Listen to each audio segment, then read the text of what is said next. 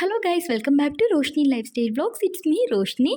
First of all எல்லாருக்குமே happy new year சொல்லிக்கிறேன். இந்த வீடியோ பார்க்குற உங்களுக்கும் உங்கள் குடும்பத்தாருக்கும் என்னுடைய இனிய ஆங்கில புத்தாண்டு நல்வாழ்த்துக்கள்.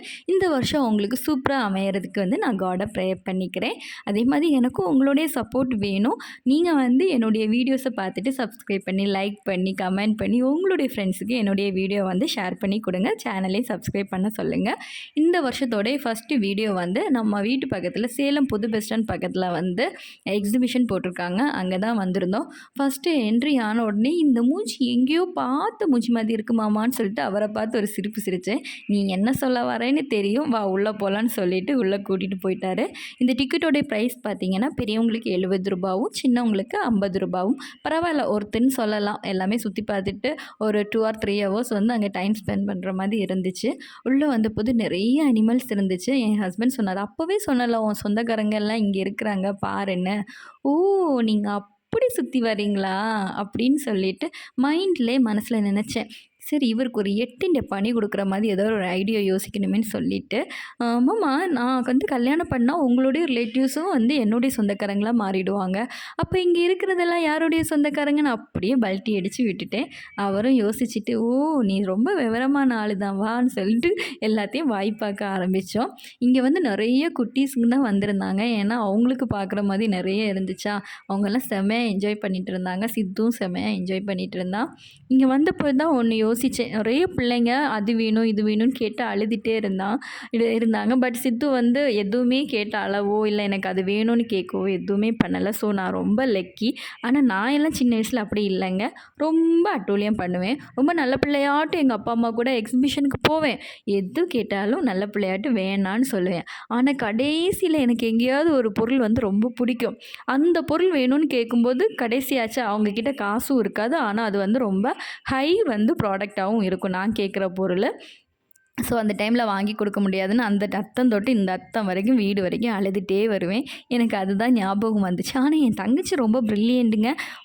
கிடைக்கிற பொருளெல்லாம் வாங்கி அமுக்கமாக வச்சுப்பா. அவள் வாங்குறதெல்லாம் சின்ன சின்ன இந்த காசு கம்மியான பொருட்களாக தான் இருக்கும். அதனால் நிறைய பொருட்களாக வாங்கி அவள் சேகரித்து வச்சுருப்பா. இப்போவும் அப்படி தான், ரொம்ப சுட்டியாக தான் இப்போவும் இருப்பாள் அவள். சித்து பட் அப்படி கிடையாது, ரொம்ப ஸ்வீட்டு, எதுவுமே கேட்கவே மாட்டான். ஆனால் அவனுக்கு சாப்பாடு ஐட்டம் மட்டும் கரெக்டாக நம்ம வாங்கி கொடுத்துடணும், அதுதான் அவனுக்கு முக்கியம்னு சொல்லுவான். இங்கே எல்லா குட்டீஸும் ரொம்ப என்ஜாய்மெண்ட் பண்ணி பார்த்துட்டு இருந்தாங்க. இங்கே ஃபர்ஸ்ட் ஆஃப் ஆல் என்ன ஹைலைட்னு பார்த்தீங்கன்னா லைட்டு தான் ஹைலைட்டாக இருந்துச்சு. அதை விட சவுண்ட் எஃபெக்ட்ஸு, இந்த ஒவ்வொரு அனிமல்ஸுக்கும் ஏற்ற மாதிரி ஒவ்வொரு வாய்ஸில் சவுண்டெல்லாம் இருந்துச்சு. எல்லா அனிமல்ஸோடைய தலை மட்டும்தான் அப்படி லைட்டாக ஷேக் ஆகிற மாதிரியே இருந்துச்சு. இந்த கங்காரோடைய குட்டி பாருங்கள் உள்ளே இருக்கும். நான் அப்படியே ஜூம் பண்ணி எடுத்தேன். நான் கூட பார்க்கல, சித்து தான் எனக்கு அப்புறம் காமிச்சு தந்தான். அம்மா அங்கே பாருமா கங்காரோடைய குட்டி இருக்குன்னு சொல்லிட்டு அழகாக இருந்துச்சு அதெல்லாம் நான் பார்க்குறதுக்கு.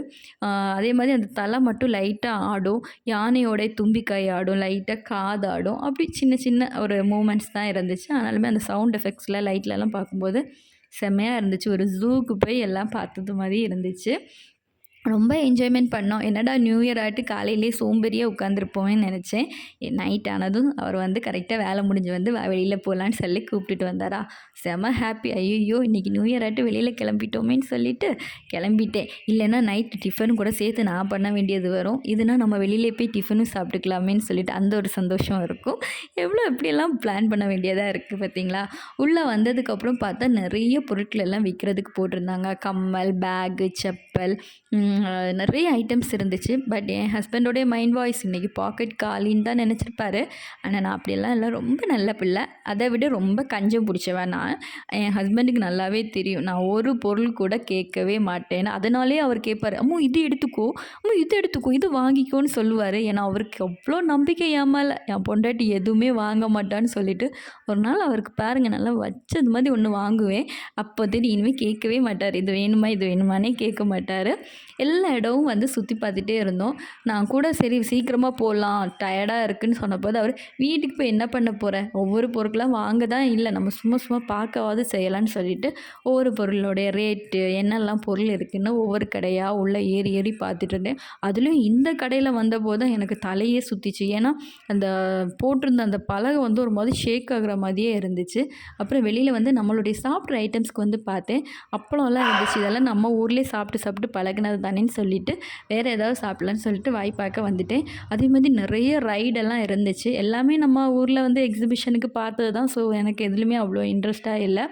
ஹஸ்பண்ட் சொன்னார், ஏதாவது ஏற வேண்டியது தானே, எதுக்கு நான் வாந்தி நைட் உள்ள டின்னரும் எனக்கு கேன்சல் ஆகும், காசை சேமிக்கலான்னு பார்க்குறீங்களா? நோ, எனக்கு ஒரு ஐஸ் கோலா மட்டும் வாங்கி கொடுங்கன்னு சொல்லிட்டு இந்த ஐஸ் கோலாக்கு என் புருஷனை நான் 3 மாதத்துக்கு முன்னாடியே அலைய வச்சுருந்தேன். ஸோ எனக்கு உனக்கு எத்தனை ஐஸ் கோலா வேணுமோ நீ வாங்கி சாப்பிட்டுக்கோன்னு சொல்லிட்டு பெர்மிஷன் கொடுத்துட்டாங்க. நானும் சித்துவும் வந்து இதுதான் சான்ஸ்ன்னு சொல்லிட்டு சாப்பிட ஆரம்பித்தோம். ஆனால் இந்த டேஸ்ட் நல்லா இருந்துச்சு, பைனாப்பிளோடைய டேஸ்ட்டு. அதனாலேயும் என்னவோ என் ஹஸ்பண்ட் என்னையும் ஜூம் பண்ணி வீடியோ எடுத்துகிட்டு இருக்காரு போல். சித்துக்கு வந்து பைனாப்பிள் பிடிக்கல அதிகமாக. ஸோ அவன் வந்து கொஞ்சமாக தான் அதை வந்து ஐயோ நல்லா இல்லைம்மா புளிக்குதுமான்னு சொல்லி சாப்பிட்டுட்டு இருந்தேன். என்ன ஆராய்ச்சி பண்ணுறான்னு தெரியல, ஒரு வேளை ஏதாவது இருக்கான்னு சொல்லிட்டு ஆராய்ச்சி பண்ணுறாரு. பார்த்தீங்களா ஃபேஸ் ரியாக்ஷன், புளிக்குதாம்மா அவனுக்கு. அது அப்படியே சாப்பிட்டு இந்த பக்கம் வந்து பார்த்தா நிறைய பேய் வீடு, இதுவும் பிரம்மாண்டமான உலகமா அப்படி என்னெல்லாமோ இருந்துச்சு. வெளியில் வந்து பார்த்தா இந்த கொரில்லா நானும் உன் கூட வீட்டுக்கு வரேன்னு என்கிட்ட நெஞ்சில் அடித்து அழுதுட்டு இருந்துச்சு. 2வது ரவுண்டும் வந்து நான் வந்து என் ஹஸ்பண்ட் கிட்ட ஐஸ் கோலா வாங்கி கேட்டிருந்தேன். அதை சாப்பிட்டுட்டு இருந்தது என்னை தெரியாமலே வீடியோ எடுத்துட்டாரு. அதான் இந்த ரியாக்ஷன். பாய்.